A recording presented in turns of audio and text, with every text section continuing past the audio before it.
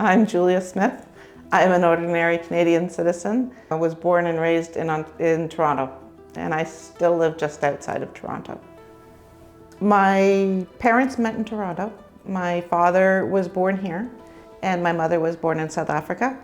And she came to Canada through England in the 1950s, and she met my father here in Canada in the early 1960s, and they got married in 1964 at St. Michael's Cathedral in Toronto.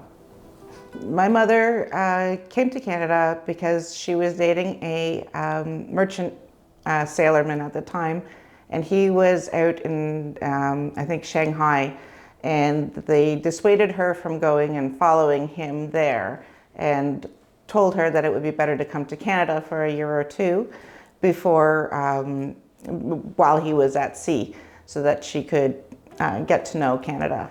It was a fairly standard 1970s Toronto childhood. I was born and raised here.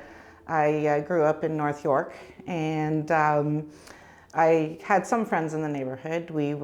Unfortunately, we were the between generation children. We were post baby boom, so there weren't a lot of children born in the 1970s, and in that neighborhood, all of the children that were there were baby boom babies. So they had all grown up and were starting their own lives by the time me and my friends were around. So I had a few close friends in the neighborhood. I went to school outside of the neighborhood, which also didn't help, but it was just a fairly standard childhood until my parents got divorced when I was 12 in 1983. After that, I lived with my mother, and I still continued to go to my school. And then when I was a teenager, I had odd jobs working at clothing stores or bookstores. I also went to university in Toronto as well. I don't know if I actually really feel connected to any of it because I grew up here. I like the idea of being Irish, but I do know that they had the Troubles because that's where my grandfather was from. He was from Northern Ireland originally. But the family also in South Africa tended to disperse. We have cousins in England and in Australia and in the United States as well as here, and that was because of the apartheid issues, because my family was considered colored in South Africa. So we didn't have the rights and freedoms that the white people did. So I do understand both cultures, but I really don't feel close to them because I never really grew up there. I grew up here. When I went to South Africa when I was 21, they were my mother's friends and my uncles and aunts were trying to figure out what to do with this Canadian child. How would she react? And I just took it as living in a big city because we were in Johannesburg at the time. So I just did what I normally do. I guess in the back of my mind, I do understand that the conflict started in 2014, but it wasn't as much in our consciousness at that time. It was the build-up to February 24th, 2022, when it really came to the forefront and I was understanding it more. I was actually watching the news the night that the war started. I remember watching Matthew Chance on CNN being at the top of a hotel in Kyiv, and the bombing started, and he was then putting on his helmet and his flak jacket. I like history a lot. World War II was my favorite time period, so I do understand a lot about the conflict in Europe during that time. Probably not as much as I should know. I also remember my mother telling me stories about family members returning from fighting in North Africa in World War II. It's just, I grew up as an only child too, and I liken myself, my mother she wanted me to be a protected child, wrapped in cotton wool and put in a box. I came very late to my mother. She was 37 at the time I was born, and in the 1970s, that was very old. As compared to now, that's when most people are starting their families. But she wanted to protect me, but I wanted nothing to do with it. I feel that I have to learn from my own mistakes. I'm fiercely independent, and I will look after myself if I have to. Like I said, when I saw the war start, I knew that it reminded me of World War II. It was not right what was happening to the country itself. At that point, I didn't know any Ukrainians. I did have a friend that was born here of Ukrainian blood, but I hadn't talked to her in a while. But to me, it was wrong what was happening to the whole country by a larger aggressor, and it reminded me of Hitler. And I knew that this was something that I had to stand for. Because somebody is trying to take over a country that's not theirs, a country that is a sovereign nation in its own right. And in this day and age, these kind of things should not be happening. We should know better. Unfortunately, I have since learned that the bodies that have been, international bodies that have been set up to police these kind of situations have no teeth. And it's very disappointing.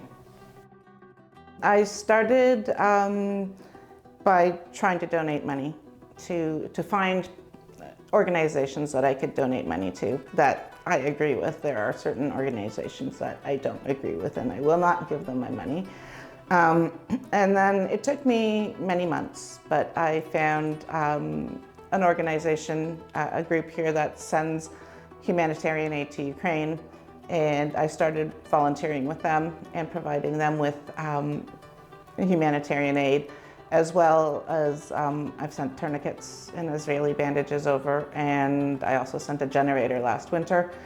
It was hard for me to find a group to work with because I approached the Ukrainian Congress of Canada, and I offered, like, if the refugees were coming, I had my son's old bunk bed. I had some old furniture but they never got back to me on it.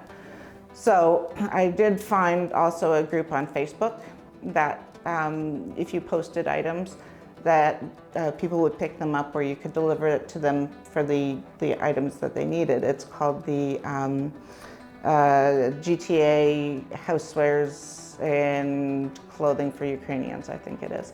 So through that, I started giving away some of the extra items that we have in our house.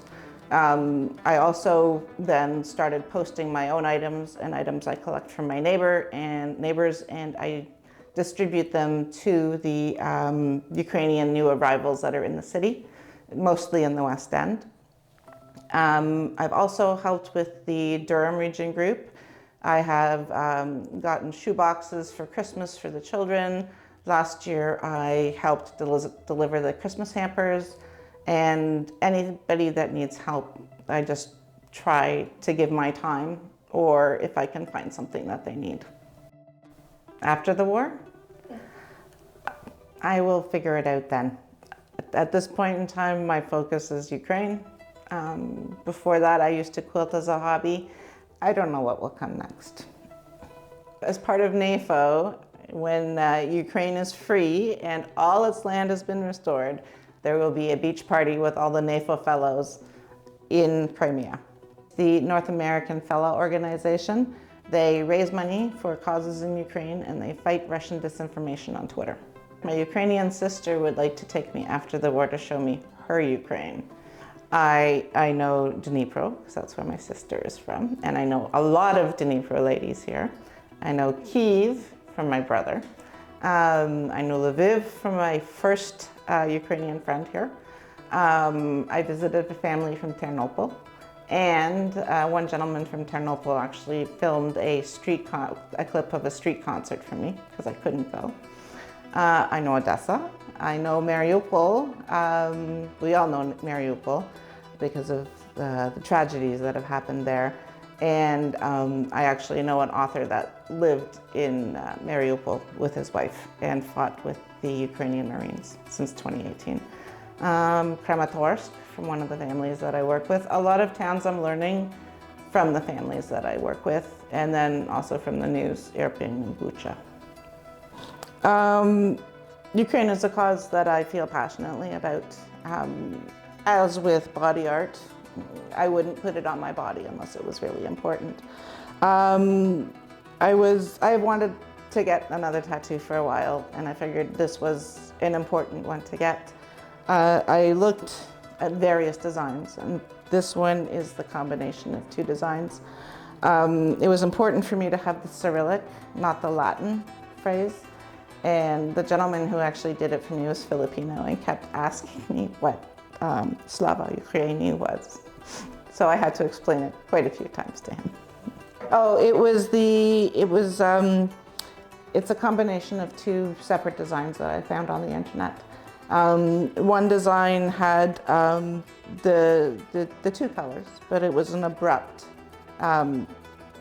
change. And there was a ribbon, but it had the Latin letters. So there was a second design that had the Cossack swords and the Cossack, but it had the shading. So I took the shading from one, and the colors from another, and I changed the ribbon from Latin to Cyrillic. It was interesting because I was volunteering at a fair, and it was in an area of the city that has a high Russian population. I was sent with a Ukrainian lady, because I speak English, to hand out flyers for the Ukrainian fair.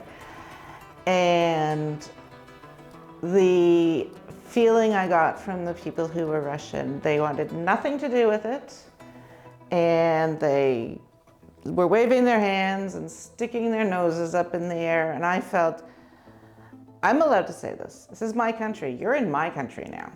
I don't care how you feel. You're in my country, and don't act like that. But that's just my feeling. I can't speak for any other Canadians. I understand that they may feel conflicted, but I do know that some people are of the mindset still that they follow Russia. From what I've seen on the news, how Ukrainians are treated abroad, even in hotels, by people who haven't lived in Russia in decades.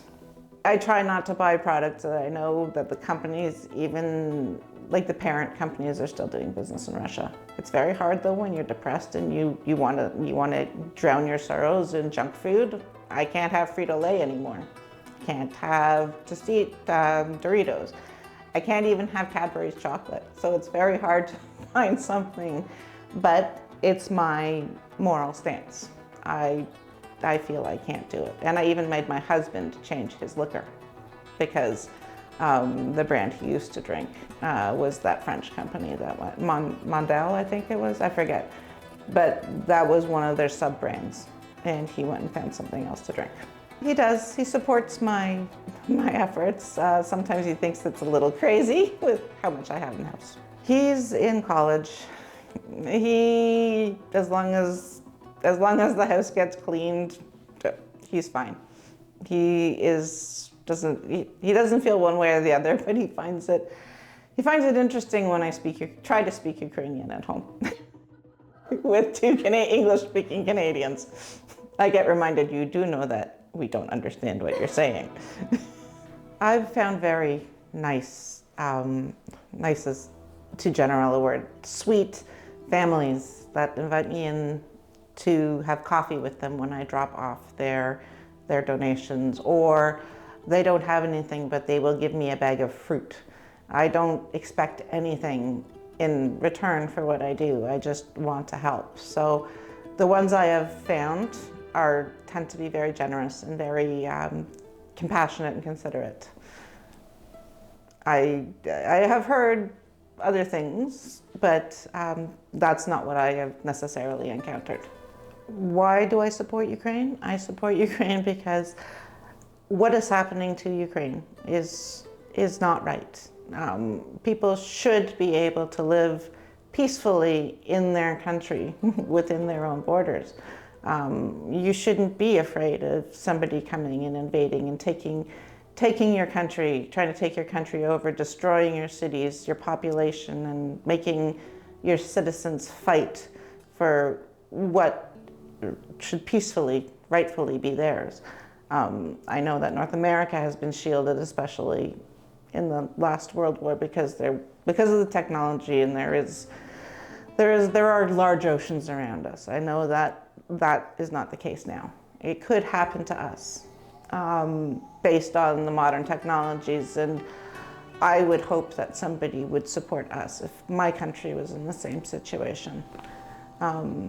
It just feels that Russia is a big bully and trying to take whatever they want. And the attitude of some that I have seen on the internet, it's to me, it's not right.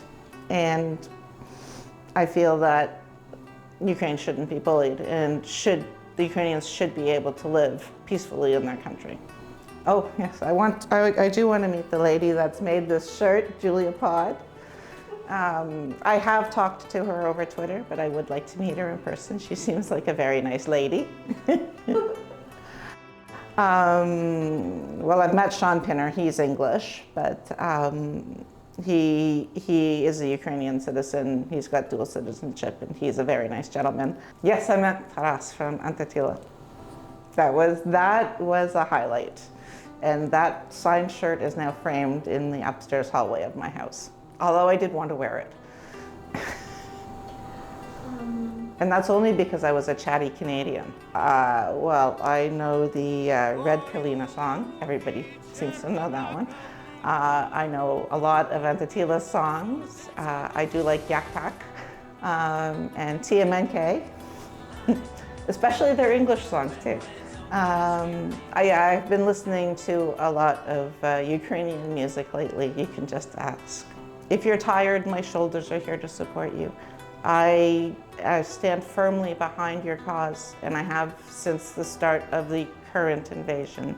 I apologize for my lack of knowledge from 2014, but I fully support you and stand behind you, and I am trying to do my best to help support your diaspora here and to help the military with things that can save their lives. Life to the Limit is a movie that tends to move forward and backwards between 2014 and current times. The filmmakers were with the ZSU fighting in the eastern part of Ukraine, and it brought more knowledge to me about what has happened in the 8 years prior to the current invasion. And it brought more light, especially around the Crimea situation and Donbass and Luhansk.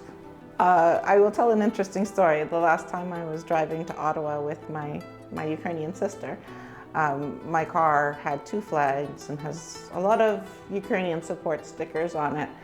And she mentioned when we were in the restaurant that there was a Russian car parked next to us, and she could tell by the look on the lady's face that she was Russian. She did not appreciate how I had decorated my car, but I didn't care. It's already influencing North America. Just look at the United States in 2016 to 2020. If Joe Biden hadn't won that election, there might never have been another election in the States. I remember one of the, an author who was a commentator on CNN saying, this may be the last normal weekend in the United States prior to the 2020 election, and that really hit me. Our freedom and our freedom of choice is not to be taken for granted in this day and age. There are forces working against us, not only in the States, here in Canada as well. I've been making chainmail bracelets for, I guess, about a year now. I thought it would be kind of interesting. This one is a unique one. This one has all 4 of the flag colors, and it's my brother's special bracelet. I have never done another one like this. Normally the bracelets are blue and yellow all the way around, or black and red all the way around. I learned how to do this last winter. I make them to show support for Ukraine, and the money raised from these bracelets gets donated to a gentleman in Kyiv who works with the military to provide medicines and drones and tourniquets He also does generators and just is generally a very good guy. He's a friend of a friend, and I would rather contribute the money that I make from the bracelets to him so that he can keep up his work. From what I understand, the independent volunteers get the military what they need. Not the big weapons, but the drones, night vision goggles. There are two sisters in Odessa that make uniforms. You can donate $75 or $95 depending on the season, and they will make a complete uniform for a ZZU soldier. Their work is, I have bought a civilian hoodie and I was impressed with their work. So if the same amount of care goes into the military uniforms, I can see that they're going to last a long time. It's part of being Canadian. We have always been known to be nice. I don't give to everybody who panhandles on the street, but I'm willing to put the effort in for people who need it sometimes. Right now, my cause and my focus are the Ukrainians. I have never had a cause like this to be behind before. This is mostly new to me. You have to stand up for what's right. For me, it was Ukraine. I don't want to see a country being treated like this. I fortunately get to sleep at night. There are no drones. There are no planes flying overhead. All I can say is, please fight for your country. Do what you can to help. Every little penny counts. What we do on Twitter on Tuesdays, it's called Toonie Tuesdays. There's a cause that is chosen, and everybody donates at least $2, €2, £2. Every little bit helps. They have raised as much as, I think, $9,000 for a cause. It's a little thing, but it helps a lot. If you are creative, try to create something that maybe somebody will buy. It doesn't have to be blue, yellow, red, black, even knitted socks. Just do something, and if you can make some money for it, donate it to one of the smaller people that are helping on the front lines, helping the animals, helping the civilians that live on the front line. It will make a world of difference. If you have a wartime economy, it should be directed at the war. I do know that some major infrastructure probably will need maintenance, but ideally, look at how the world handled World War II. Everything went into production of planes, tanks, munitions. That's how the war was won. So if you continue to put the renovations into your city, building new things that aren't just maintenance, you're not going to have enough to fund your military. How to handle the burnout. You do need to take a step back once in a while. It doesn't mean that you need to stop necessarily, but you have to take care of yourself too. If you don't take care of yourself and you get absolutely burned out, you're no good to anybody. Sometimes you may have an issue. You may have to step away from that, but you can keep up your other activities at the same time. But if you're totally stressed out, I have known people that have happened to, they have had to completely step back. Stepping back is not stopping. You will come back. You will come back to it, and you will be better for it. Canadian military is a totally different topic for me, but we have been lax with our military, with our hardware. We don't have the reserves to give like the States does. We don't have the industry to back it up like the States do. We need to take that more seriously because, as you know, Russia is just over the Arctic Circle from us. There's nothing stopping them from coming. And like with much of our technology, we have given it away. We have stopped producing even vaccines, and that impacted us in COVID as well. We are at the behest of other nations. We have to start relying on ourselves as well. We can't rely on everybody else. And the government has to start investing in those kind of things. It's important for us. We need to have pride in what we can do. I would like to see, obviously, Ukraine restored back to its 1991 borders when it became a country. A sovereign country. I would like to see Putin and Navalny totally not in the picture. There has to be a change with Russia. Russia has to be, I don't know, brought to its knees like Nazi Germany was. Otherwise, they're just going to rise up like a phoenix out of the ashes and start it all over again, but with other smaller countries. Moldova maybe, because they're not NATO. They may even start on the Baltic states. I don't know. But I do know that the war is probably not going to end in the next year. Maybe two, I don't know. I don't see it ending right now. Not if Putin is still throwing his meat machine around. Unfortunately, that's just my opinion. I would just say, get yourself involved with any protests you can. It's pretty sad that we can only raise about 50 people for a Ukrainian demonstration, but that's another story. Please get yourself involved. I know there are some areas that don't have a lot of Ukrainian activities to get involved with, but find wherever you can. That's what I've been doing. I've been outside of the Russian Consulate General with the Ukrainian resistance. I go to the February 24th anniversaries. I even was outside the Russian embassy with a couple of people from Twitter, giving the finger to the Russian flag and yelling at the diplomats leaving. Do what you can, provide what you can, stand with Ukraine. They are our only hope. My passion is Ukraine. I have followed the war since February 2022, and it's my World War II, and I feel that Russia should stop killing the children and that they should just get out of Ukraine, and Ukraine should be returned to its sovereign boundaries in 1991. I've supported Ukraine since February 24th, 2022.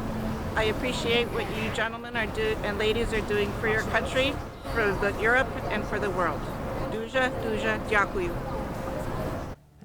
The Ukrainian conflict and the conflict in Gaza. That's a difficult one. So,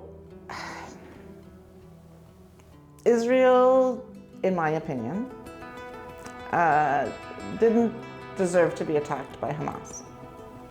I understand the difficult dynamics between Israel and the Palestinian state, but the way Hamas took on Israel was not the ideal way to do it. To me, that's a long-standing issue that comes out of the Lawrence of Arabia times and the British Empire and the disintegration of the British Empire. I have a feeling that behind both the Ukraine situation and the Gaza situation is Russia. The difference being, though, that Ukraine had no designs on any land of Russia. Russia has wanted to reconstruct the former Soviet Union, or at least one person in Russia wants to have that happen, which is ludicrous in my mind, since everybody has for at least 30 years had their own countries and their own nationalities.